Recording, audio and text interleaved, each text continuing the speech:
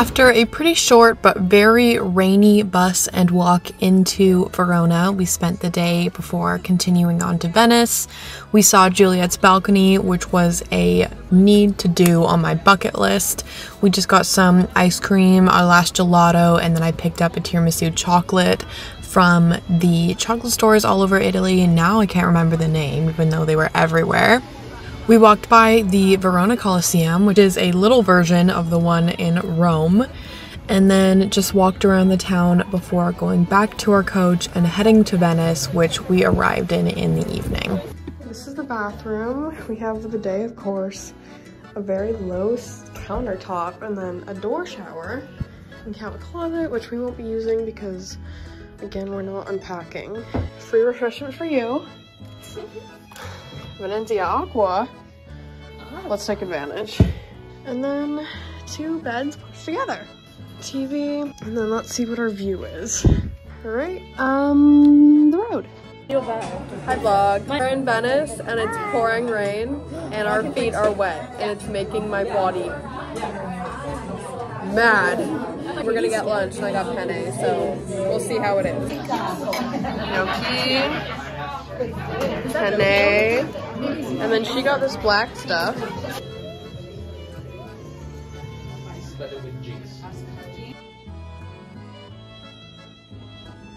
I basically didn't vlog really at all this afternoon because it was just so rainy. We were kind of just sitting inside and moving from shop to shop to get away from the rain. We did do a guided tour through the Doge's Palace, which was really cool, and then we just kind of split into groups for dinner. We went to this place, I don't remember what it was called unfortunately, but I got this really good Alfredo, which was the only one I had our entire trip. And then we just met back as a group, did some walking around as the tide kind of started to go out.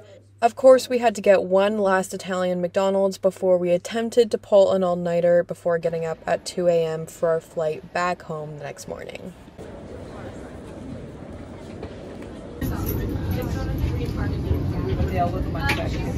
Hey guys, long time no see. It's June 6th today and I'm just getting ready to upload this Venice vlog, and I'm realizing that I have like less than 10 minutes of footage. It's like 5 minutes. So to end off the video, I thought I would do a recap of my whole trip and more of like recommendations because I know that I'm going to be going back at some point. So here are the flights we booked, restaurants we recommend, places we stayed, and overall what I would do and what I would skip if I were to do this trip again. So let's get into the recap. Okay, so starting right from the beginning, we went on our trip over spring break. So we went March 17th to 29th, and the weather was good in the beginning in Rome and Orvieto, but in Florence and Venice, it kind of sucked. I don't know exactly how the prices differ. Obviously, I know it gets more expensive when you get into tourist season. So if I were to go back, I'd probably go a little bit later, like April or the beginning of May. So it's not as expensive like it is in the summer, and it's also not super hot because I can't really tolerate that. But the weather would be a little bit better than what we did in March, hopefully. So we flew from Vancouver to Paris for our first flight. It was about 8 hours. We expected it to be 9, but it was shorter than expected. We landed a little bit early. We flew with Air France there and back both ways, and I really liked the airline. I haven't been on that many flights, especially long flights, so I don't really have anything to compare to, but for what I've kind of gathered, the food was pretty good, and we had dinner, breakfast, and lunch on the plane, or lunch, dinner, and breakfast. I can't remember the order.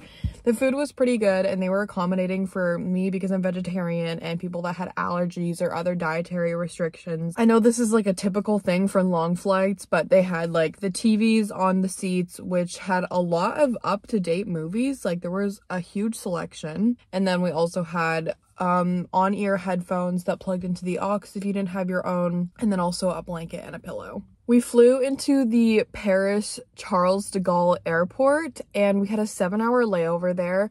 We were super tired, so we didn't really do anything, but the airport is really nice and it's big. However, if you're looking for like home kind of food, like American Canadian food, there wasn't a huge selection, so we ended up just getting Starbucks. But then there was a sushi place, I'm pretty sure. There was like a grocery store and a few other French cafes. But because we were kind of just settling into the trip, we didn't want something international, so we didn't really explore that. And also I was feeling so sick because I was so tired. But we survived the 7-hour layover, and then we flew about an hour and a half to 2 hours from Paris into Rome. In Rome, we stayed at the Best Western Globus, and we didn't really go out into the area of the hotel. It's not in central Rome by the Colosseum and all the attractions. You have to take the metro into the city. So I'll put a map here of where exactly our hotel was compared to the attractions that we went to. It was really easy to the metro. It was probably about a 10-15 minute walk, and then just about 5-10 minutes into the city, and there you're right there. The hotel was like, it was clean. It was a Best Western, so it kind of felt like a hotel we would stay at home. However, this hotel was annoying because the 2 nights that we were there, not once did our room key work, and they kept saying that they were going to fix it, and we ended up having 5 different room keys and not one of them worked. So every time we'd have to call over a housekeeper and like try to say like, hey, this is not working, so they could open it with their like actual key. My only complaint about that hotel was that, and also their food was kind of iffy. Their breakfast was good. They had lots of pastries, and that's when we kind of got like the hint or the introduction that Italian people, at least at hotels, have literally dessert for breakfast. There was like pie, coffee cake, all the types of croissants, stuffed croissants. It was amazing. But when we had dinner there the first day, which was the only day that we had dinner at the hotel, none of the stuff was labeled, and the pasta that I thought was vegetarian actually had fish in it, and that was a little bit sketchy. I ended up only eating like bread that night, which sucked, but it was only one night, and other than that, the hotel was pretty good. I don't remember what company it was, but we did a walking tour in Rome, which was the only city that we did a walking tour in. We did one with the same company. Our guide was Sonia. If you ever find the company or whatever, if you end up with a guide named Sonia in Rome, it's probably her. She was so good. She was so nice and funny. We had her on our first day in Rome when we did the Colosseum and the Forum, and also just walking around the city. She picked us up at her hotel and brought us back.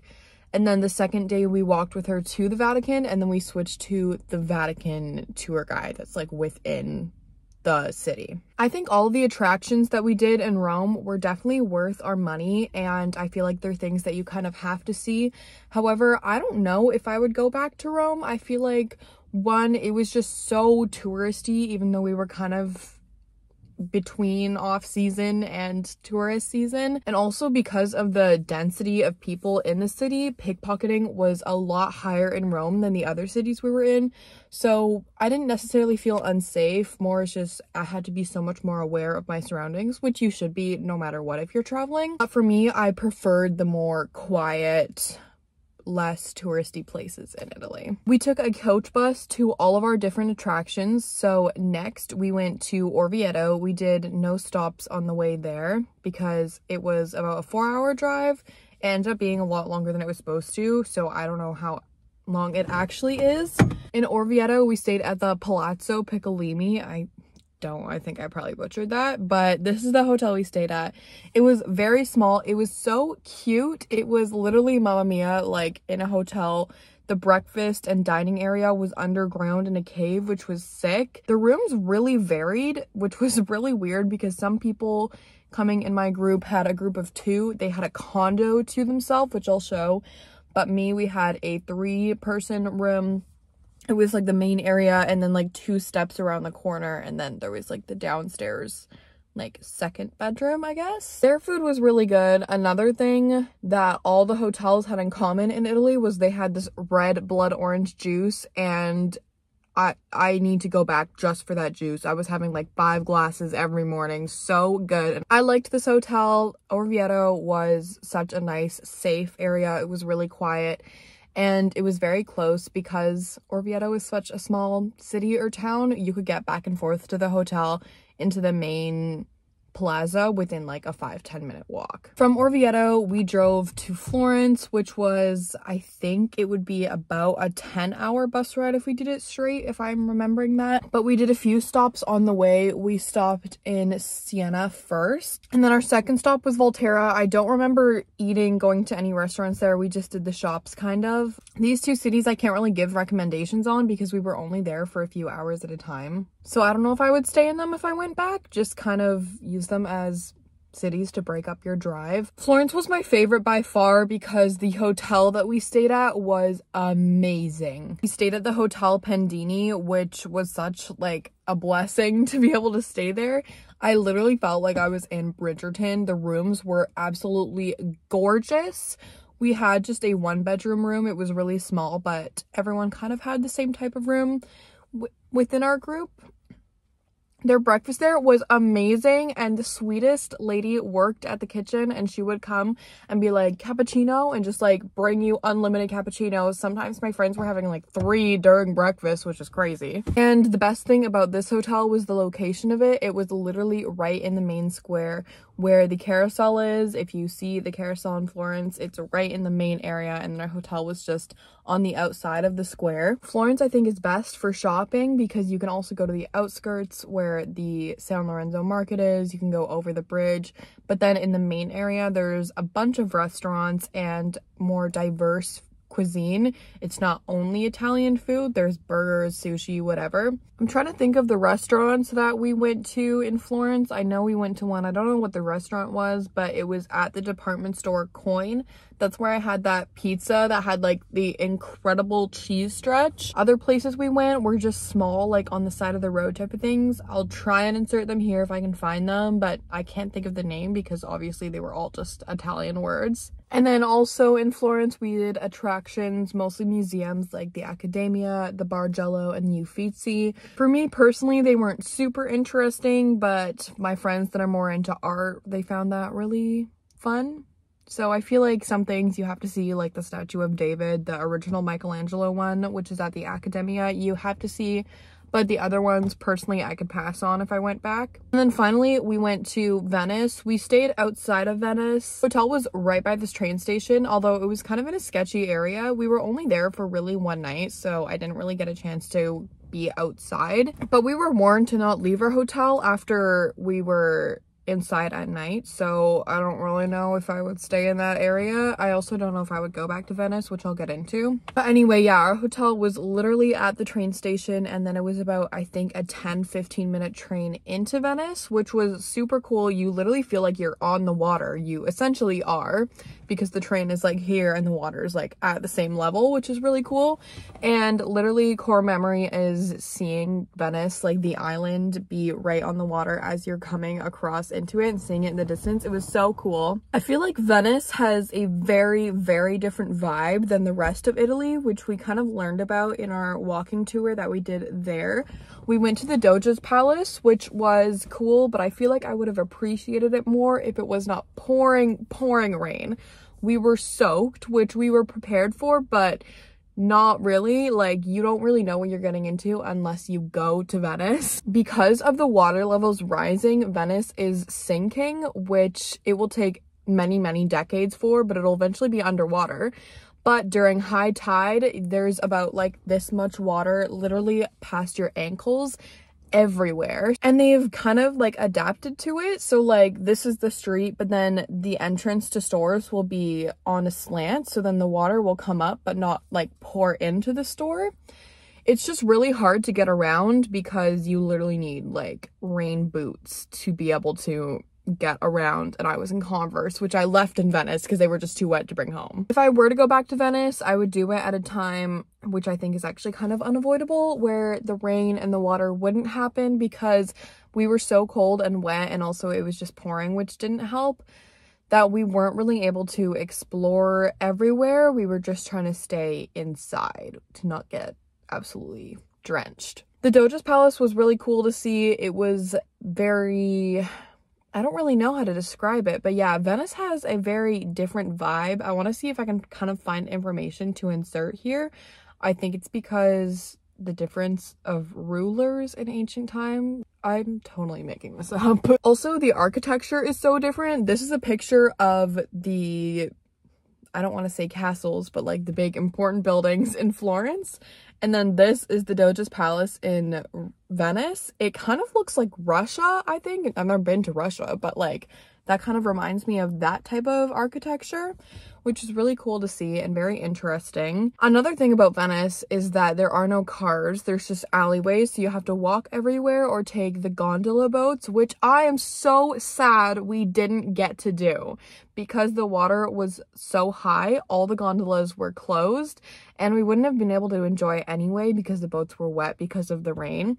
I think I would maybe go back to Venice just for the day if I was staying kind of in that area, or do it as like a passing trip if I was transiting through the area just to take the gondolas, because I feel like you have to go back and do that if you're in Italy. Like you can't not. We stayed at the Leonardo Royal Hotel in Venice. It was pretty nice, just felt like another kind of North American hotel. I think it was like the airport hotel of the area. And yeah, we were just there for really one night because the night after we woke up at 2 a.m. to go to the airport. We shuttled and it was only, I think, about a 15-minute bus ride. And then yeah, the Venice airport is so small and it was like eerie because it was dead at 3 in the morning. And then from there we flew back into Paris to the Charles de Gaulle airport, but there we had no layover. We barely made our flight, thankfully, because there were so many of us and other people coming from Venice, which was a little bit delayed. They delayed the flight going from Paris back to Vancouver. But we were running from one airport through, or one side of the airport through security to the other gate, which was stressful because if we missed it, we might be having to wait 24 hours. I wouldn't have mind being in Paris though. Like if I go back, we're doing a day trip in Paris. Anyway, that is my Italy recap. I really hope you guys enjoyed this series, and now we're moving on to summer content, which I'm so excited about. I definitely want to go back to Italy and do more of the Amalfi area. I want to go to Positano and Naples, Sorrento, that kind of section during the summer when it's sunny and I can go to the beach and it's not raining. And then when I go back to Europe, I want to do Spain, France, maybe Croatia and Greece, but I don't have that kind of money right now because I just got back from Italy. So we're gonna wait a few years and then we'll see. Anyway, thanks for watching and I will see you next week for a new video. Bye!